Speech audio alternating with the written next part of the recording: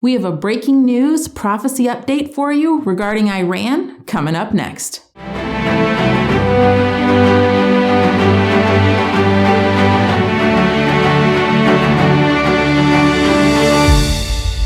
This is Dana with the Wisdom Calls channel and whatyourpastornevertoldyou.com, helping you understand biblical prophecies coming to pass right in front of our eyes. This story is developing and appears to be escalating even as I'm filming this video. Recently, on September 14th, Iran attacked oil refineries in Saudi Arabia. According to Haaretz, an Israeli newspaper, they accomplished their military goals with incredible precision. And according to Reuters, quote, Iran has not drawn back to a less threatening military posture. In fact, Reuters quoted Vice Admiral Jim Malloy, commander of the U.S. Navy's Bahrain-based Fifth Fleet, who said in an interview, quote, I don't believe they're drawing back at all, unquote. According to an article published at foreignpolicy.com, quote, satellite images provided by the U.S. government and the private satellite company Digital Globe revealed a highly coordinated and diligently planned strike that bypassed the detection and defense mechanisms. The attack struck at least 17 individual points of impact at the Abqaiq facilities, and all 12 of the dome-shaped oil separation tanks were branded with bullseye craters, unquote. Saudi Arabia's foreign minister was also quoted by Reuters as saying, we want to avoid war, but at the same time, we have to signal to the Iranians that your behavior cannot continue, unquote. The Saudis are hoping to gain international support as they wrestle with how to address with the aggression that temporarily crippled 5% of the global production of oil. With this backstory in mind, we get to today's breaking story. On Tuesday of this week, peaceful protests began in Baghdad, protesting the current government in Iraq. Since Tuesday, protests have erupted in other cities across Iraq. The Iraqi government began using tear gas and even live fire. Quote, up to 50 demonstrators may have been killed and thousands injured, unquote, according to the Jerusalem Post. When you read the major news outlets, it's unclear as to the cause of the rallies. Some news agencies speculate it has to do with low wages and a corrupt government. The UN has expressed concern over the violence against the protesters, stating, we call on the Iraqi government to allow people to freely exercise their rights to freedom of expression and peaceful assembly. On Twitter, protesters and bloggers in the region, however, are calling the Iraqi government of Abdullah Mahdi a puppet government for Iran. They say instead that Iranian forces are the ones violently attacking protesters with live fire. Mahdi, the prime minister of Iraq, has deep connections with the Iranian regime. Heshmat Alavi, who is a contributor for The Hill, Forbes, and The Federalist, has been tweeting updated images, videos, along with the rising death toll in Iraq. He also suggests that it is Iran who's at the heart of this violent suppression of the protests. What Heshmat and others on Twitter have been reporting, even though it's not being confirmed by the mainstream media, has been verified by people on the ground in the region. Iran's involvement in Iraq runs deep, especially through the support it generously provides to the Shiite militia, unquote, a Federalist article stated. Later in the article, Heshmat reveals Iran's prominent status in the Middle East. Quote, Iran-backed proxy militias are seen roaming large swaths of western Iraq and southern Syria, leading to the Euphrates River, an important waterway that snakes from the country's northwest to the southeast into Iraq, unquote.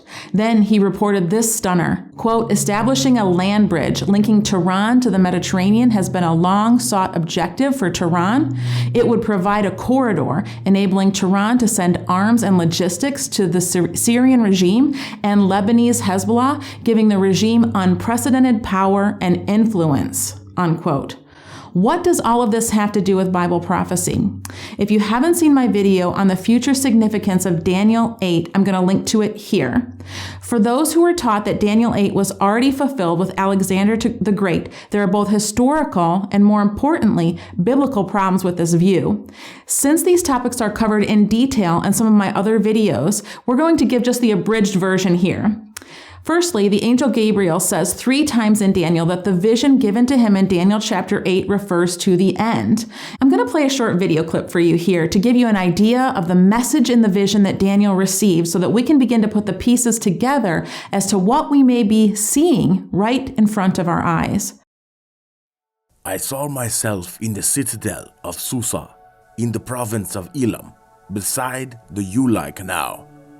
I looked up, and there before me was a ram with 2 horns, standing beside the canal.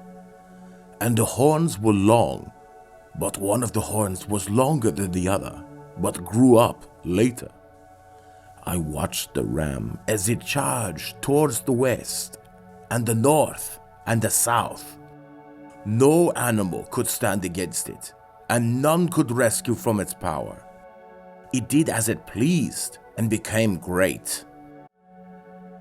As I was thinking about this, suddenly a goat with a prominent horn between its eyes came from the west, crossing the whole earth without touching the ground.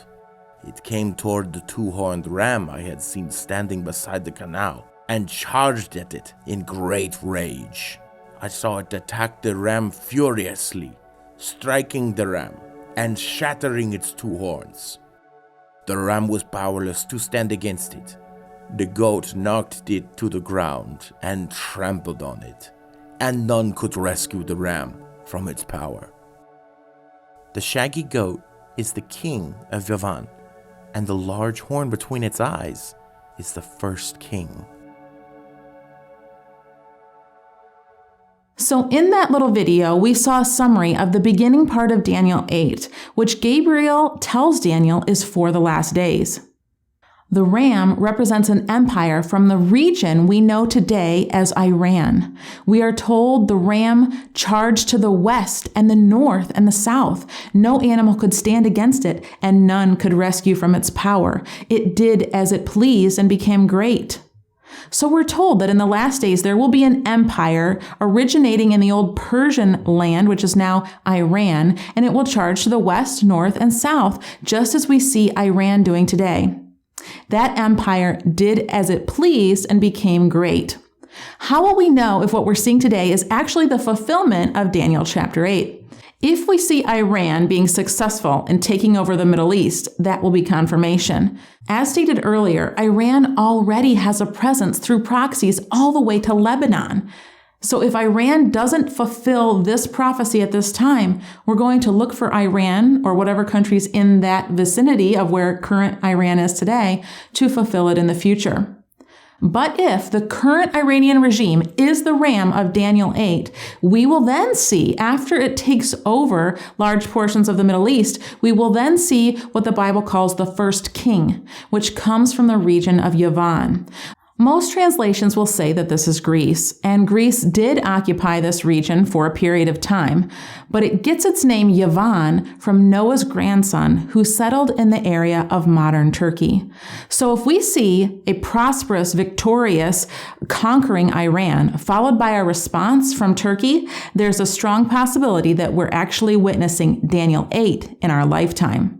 If you would like a more thorough study on the biblical and historical reasons why many of us think Daniel 8 is yet future, subscribe to this channel because I have a video almost finished that will cover in detail this very subject. Additionally, I have a video coming soon that will cover 66 facts the Bible gives us about the Antichrist. I believe you're going to find that eye-opening.